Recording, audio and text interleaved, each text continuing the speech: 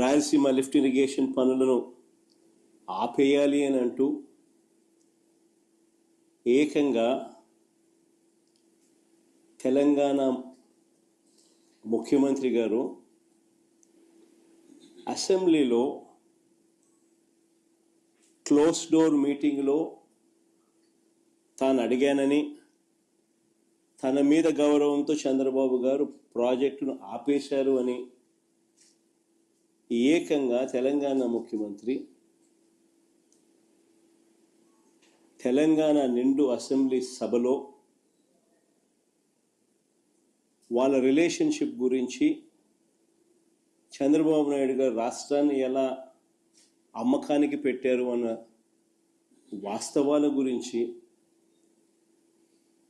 ఏకంగా రేవంత్ రెడ్డి గారు అన్న మాటలు నిజంగా ఇది చూసిన తర్వాత ఒకసారిగా రాష్ట్ర ప్రజలకు అందరికీ కూడా, రైతన్నలందరికీ కూడా, మరీ ముఖ్యంగా రాయలసీమ, నెల్లూరు ఈ ప్రాంతాలకు సంబంధించిన రైతులకు నిజంగా చంద్రబాబు నాయుడు అనే వ్యక్తి ఒక విలన్ క్యారెక్టర్ కింద కనిపిస్తుంది.